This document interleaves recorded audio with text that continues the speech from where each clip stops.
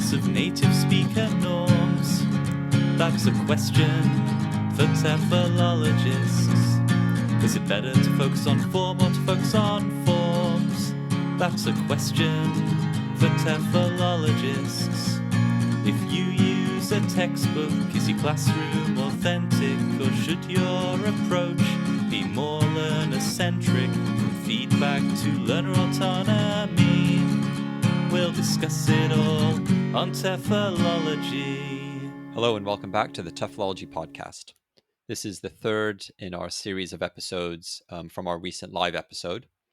In this segment, we speak to Saurabh Anand, who is a listener who contacted us about appearing on the episode, and we hope you enjoy our conversation with him.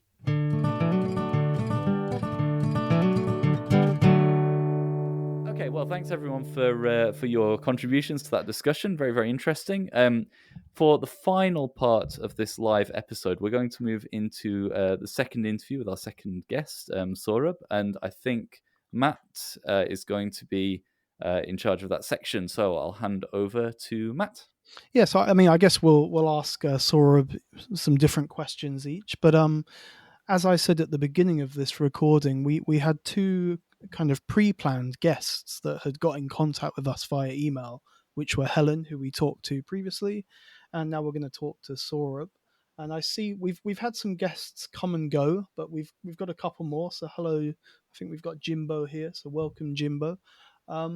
So Saurabh was one of our pre-planned guests that had got in contact with us via email. And today we're going to be talking to him about the topic of reading and writing strategies with world Englishes. And that was one of the topics that he mentioned being interested in. But before that, Saurabh, could you just give us a background of yourself? Tell us a little bit about yourself first.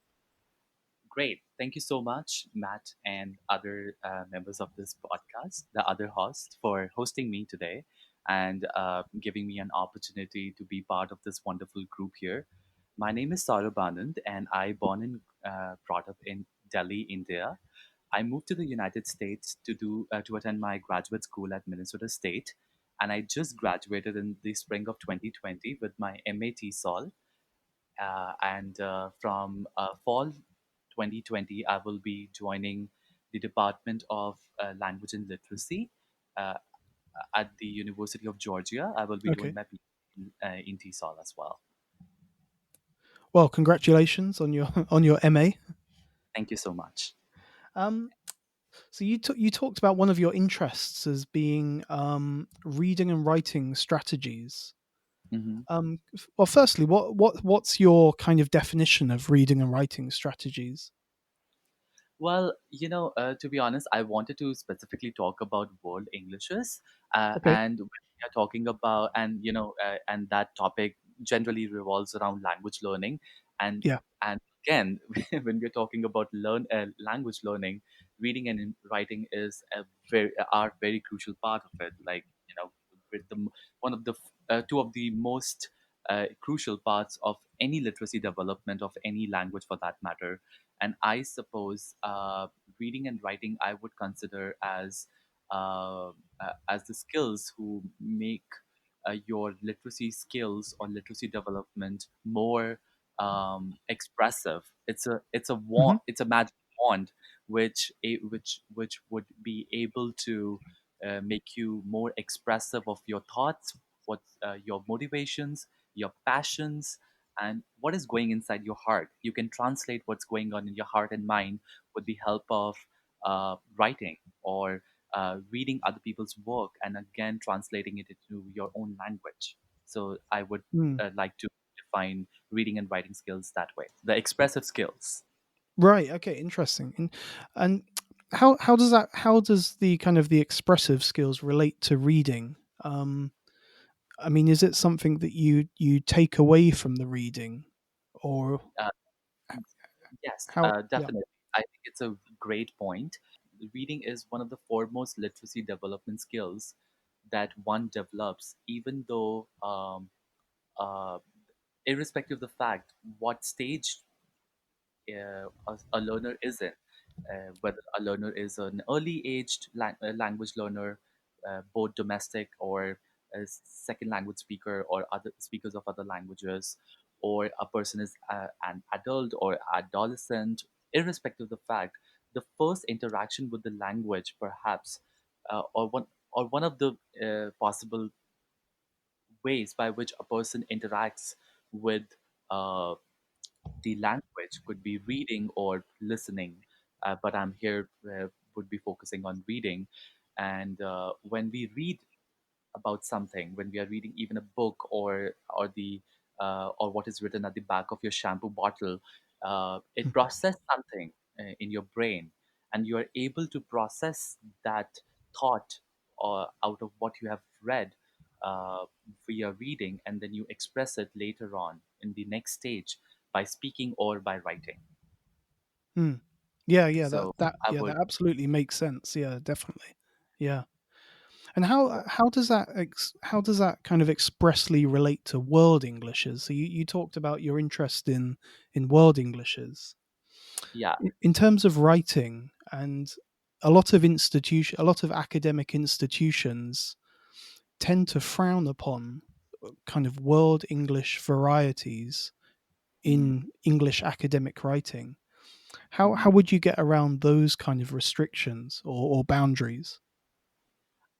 To be honest, I could able to think of uh, this concept, which is evidently not a new concept, but there has been a lot of talks these days because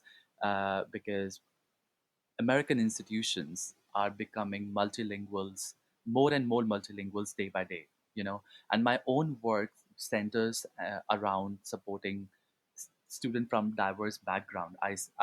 When I joined Minnesota State, I was also a graduate teaching assistant, and because of and in the capacity of my graduate teaching assistantship, I taught an English composition course to the multilingual learners who were basically international students like me, or um, or first generation immigrant students from Hispanic community, Hmong community, and whatnot. So I always thought that, for example, if I take my example, I grew up with English, but I grew up speaking a different kind of English, which, perhaps um, Helen, as my esteemed my colleague here, I can say she's my colleague now. Yeah, So absolutely. Yeah. she speaks, or she's from Britain, so from the UK, she spoke. So I'm assuming she speaks British English, and then she's in Canada, and I'm sure in some capacity she must have noticed that the words that she probably would be using in the UK don't go uh, all the time when she's talking somebody in Canada or maybe in the US, and that introduces to the different varieties of English that have been spoken in different parts of the world, which are like Anglophone English, such as in India or Pakistan or Uganda, Nigeria, and whatnot. So, and and these are the places where and these are the few examples where my students come from. So I understand what kind of negotiations they do in their writing when they are learning how to write academically in the US. For example, when they say McDonald's is in opposite to the university, is actually not wrong. But in the US, most of the people would say that the McDonald's is across the university. Both things are same, but Mm, sometimes it is not received as the way it should be in the conventional sense, and sometimes they feel that that and they feel shy, and that makes them shy that they are speaking different kind of English, or they have different kind of uh, speaking abilities. So they internalize that feeling of not being uh, the domicile of uh, in quotes, I would say, native English speaking countries such as US, Canada, the UK, Ireland, or Australia, New Zealand, who are known to be native language English language countries, you know. But Yeah. every language or the every tone or every diction or every accent or every kind of English should be treated equally, and I would be able to understand that just because I was one of them. I had been in their shoes. I was there in their shoes because I was a graduate student as well. So that's how I could able to locate that need of bringing that component in my class, so that they feel um, proud of the English that they speak, and they can learn different kind of English as well, which will give them an ability to be successful academic writers in the US and beyond. Yeah, no, absolutely, yeah. And you seem like you're a great role model for your students too.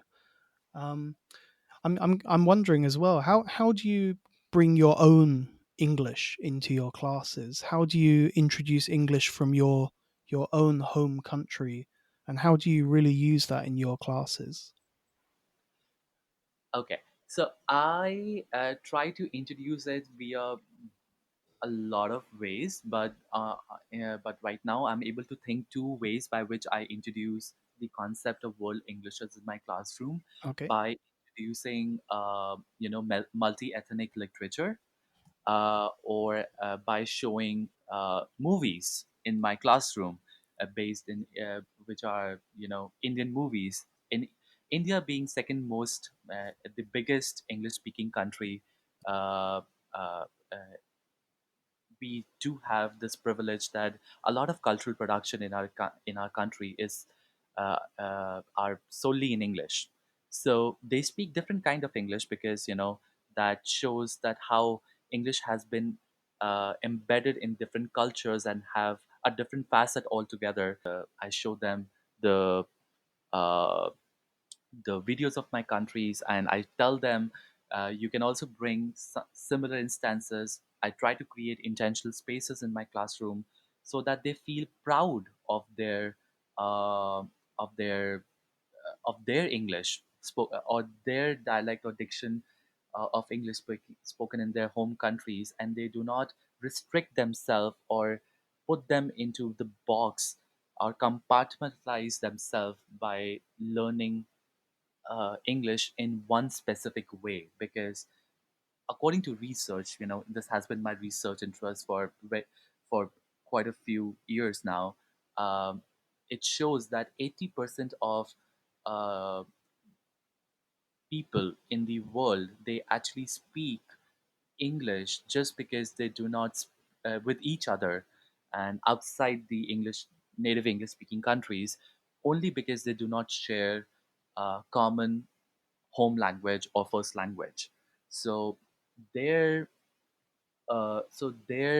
it is very imperative for us to teach English uh, as a lingua franca or in a global context, as to be able to so that we can help them expressing their thoughts, their or their understanding in the best possible manner, making use of their home literacy and the newer literacy skill that they are in process to learn or adapt.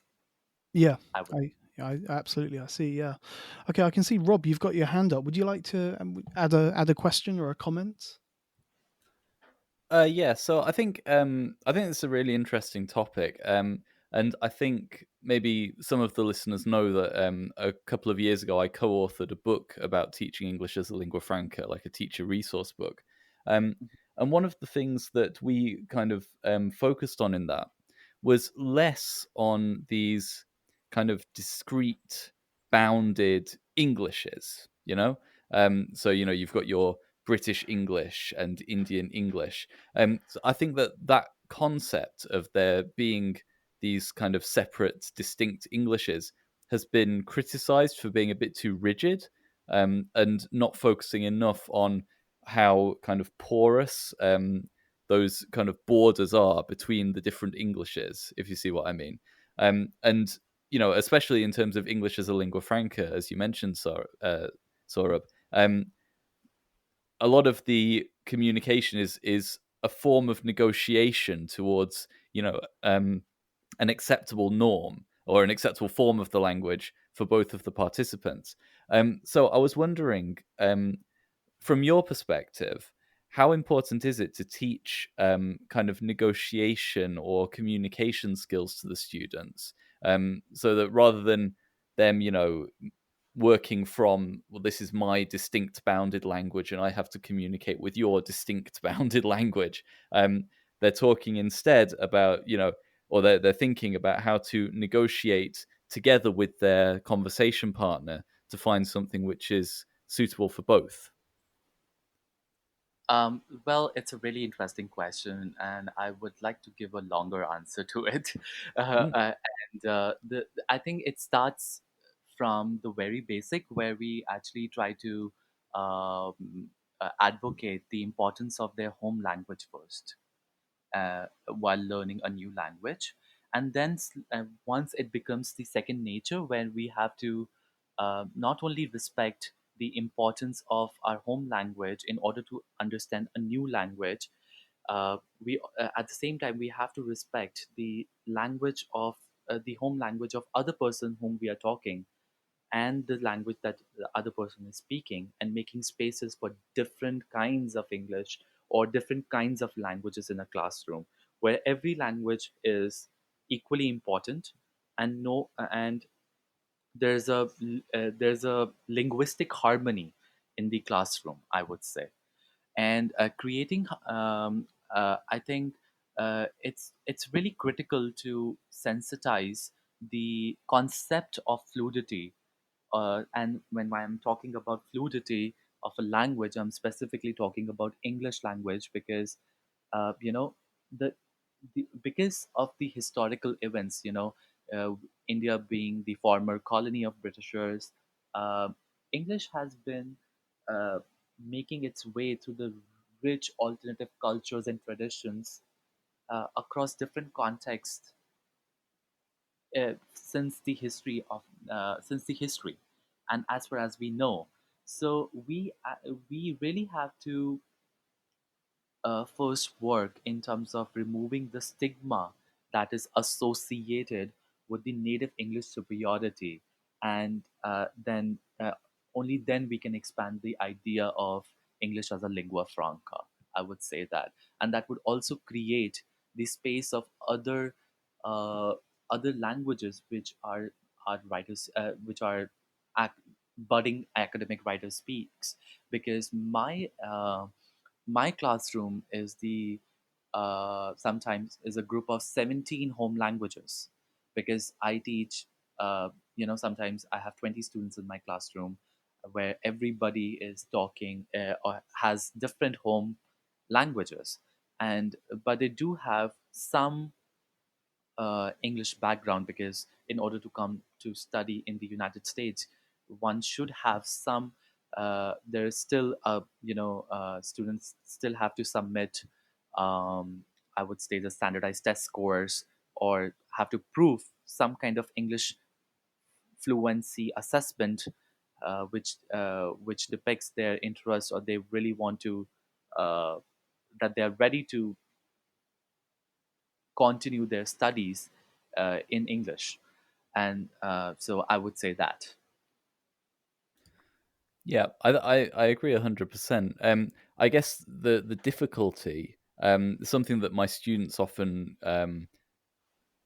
mention when I bring up these topics, is that there are these kinds of sort of varieties of English that are considered prestige, Mhm. so students feel like, well, it's all very well, learning about all these different varieties of English around the world and learning, English as a lingua franca and things like that.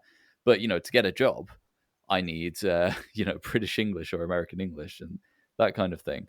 I feel like, I don't know. Do you think it's possible to really teach English in this kind of emancipatory way, without there being much broader changes globally in what is considered, a legitimate variety of English? I think I'm sure the example that you have just given it is quite a practical. It is very much in the world.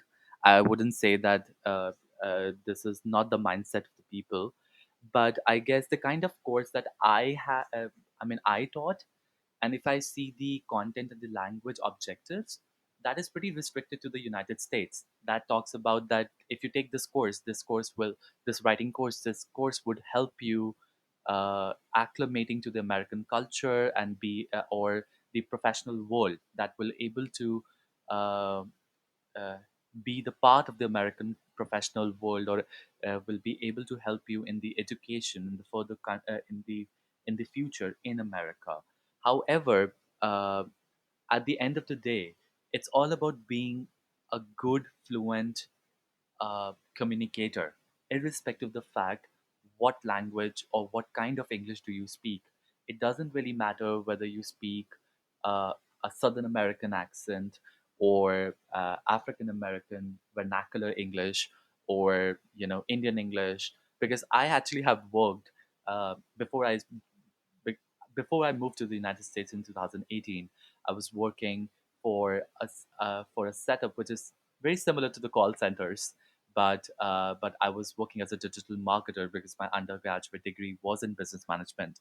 So I was working as a digital marketer, and I worked for quite a few overseas processes where I used to work for companies based in Australia, UK, and US, um, where I was trying to help them building up their digital presence. And for that, I had to be talking with them all the time. So it was all about communication. Sometimes it takes a lot of effort on their part to understand me, because I would say certain words. For example, if I say, "I'm sorry, the village do not have electricity," to a person who is living in the US, this person would not understand what a village is. But if in the first or second, in the very first instance, but if I said that the country doesn't have electricity, the person would say, "Oh, the country," because country is more of a known word for village in the US in comparison to what is uh, uh, in comparison to India, basically. If so, it's all about being negotiating or telling that what they really mean by reiterating what you meant or your intentions. And I guess when it comes to my classroom, specifically, Instagram videos have helped me creating those spaces. I'm not sure if you have come across these videos or not, but there are a lot of bloggers or public figures who make these. They are couples from two different countries, and if they are from India, where English is the one of the largest spoken languages, and a person from the US, they have this funny video where they say they would use different words quoting quoting same action or thing, but in two different kinds of Englishes. For example, when we go to a grocery store, uh, in India we would say a place where we pay money, a cash counter, instead of the register in the US. So, like that, there are a lot of videos on Instagram or many other social media channels where which we can just not see for for our self entertainment, but also use as mediums or medians rather, to create spaces for different kinds of Englishes that exist in this world for the effective and efficient communication. And yeah, just on that last word there, efficient and effective communication. Mark, you're still here, are you? You're listening along. Yeah.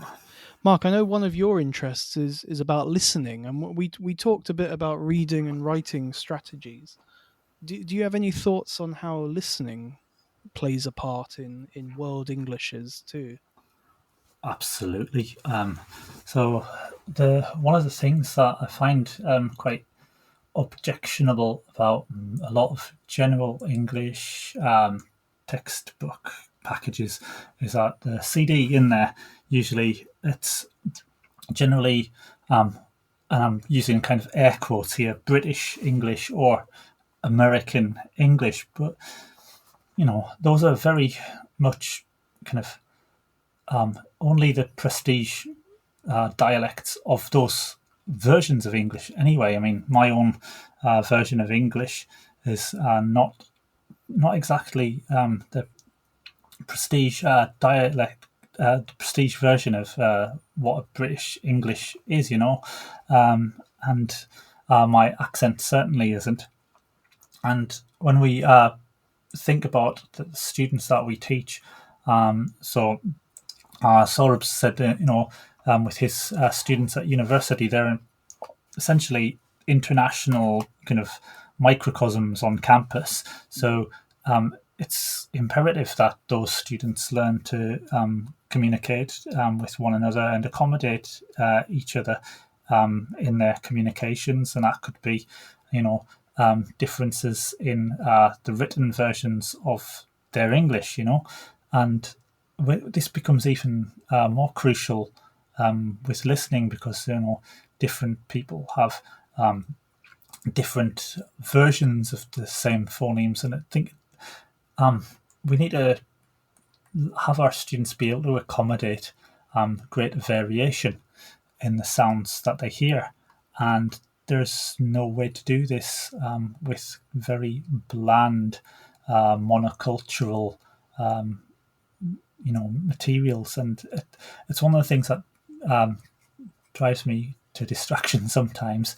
And as much as things like TED Talks are not always appealing to me, I can say they do at least have speakers from outside of just North America and Britain and Australia and New Zealand on there.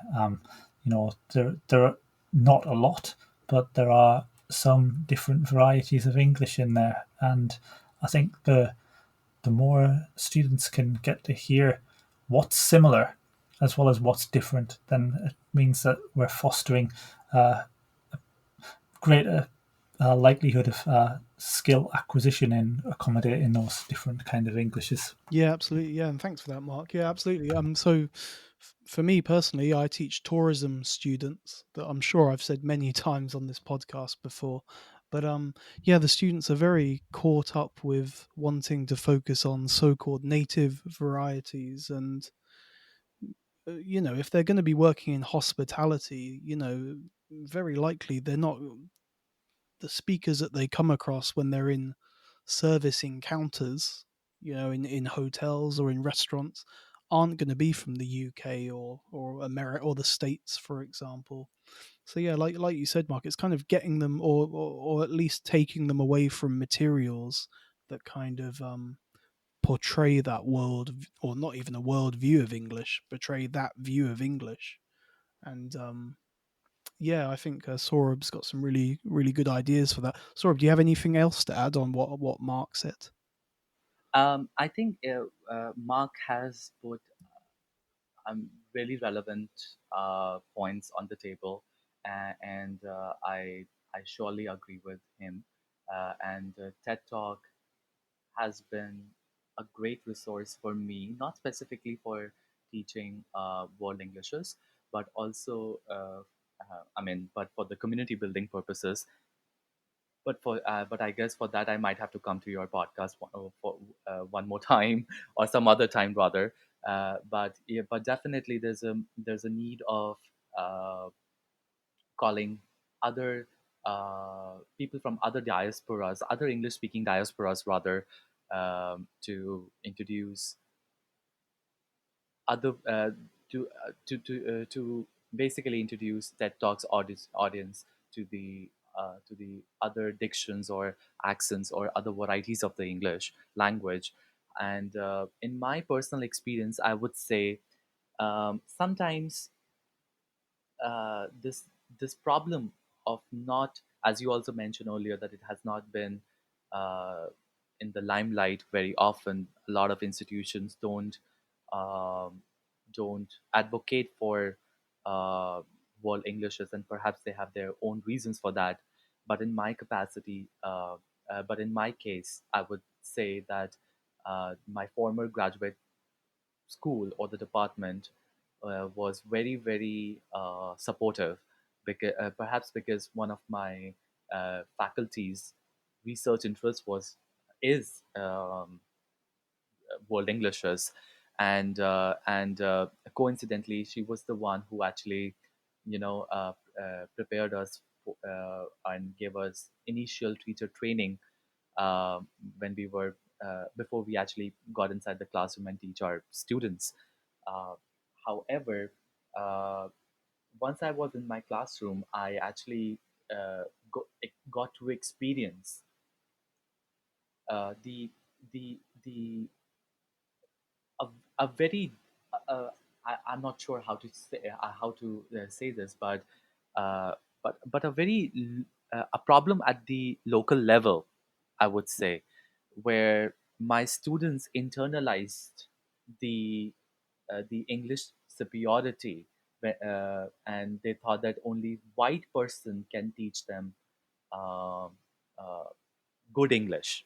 When they see me, a person who a brown person coming from India, teaching them English, they sometimes they felt that I'm not a right person to teach them, because what would I know? But and I love diversity. I love my students, and I got to know about this. Uh, I felt this uh, about this whole psychology which was in their mind, and instead of getting upset with them, I tried to, or be upset in general. I tried to get into uh, the root of it. I try to see but what is the origin of this psychology, why they are not why do they think that I'm not a right person to teach. And then and that is why I actually wrote an article in TESOL, um, in TESOL International Intercultural Intersections newsletter as well, that why it is a moral responsibility to to teach students, or make teach students aware, and also teachers aware of the concept of the world Englishes, so that they do not limit themselves, they do not stigmatize the fact that only a white person can speak them, or can teach them right English, because there is no right English in this world. Everything is so contextualized, and we speak a language to have an effective and efficient conversation. And irrespective of the fact where this person is coming from, if the person is speaking, every person should have equal opportunity to learn and teach, um and cre- and uh, again, the opportunity to make sure that uh, English does not belong to one community or one society, or few specific countries. English is actually of none but of everybody. That's a really nice quote, actually. Yeah, and I think that's a great place to end it. Actually, Saurabh, thank you for being a guest on our first TEFLology Live pilot episode. Thank Thank you you. so much for getting in contact with us. It's my privilege to be the part of this group, and I enjoyed Helen's conversation, and I loved Mark and Roberts and your no, sorry, your yes, you're Matthew. Sorry, I just got Yeah, confused. there's two Uh, of us. Yeah, Yeah. Actually, I'm Matthew. yes, yeah. sorry. But all of you three amazing hosts, and I guess I had a wonderful time with you guys. Thanks a lot. Yeah. Yeah, and well, obviously we'll be releasing this episode as a podcast episode soon. So yeah, Yes. many more people will be able to listen.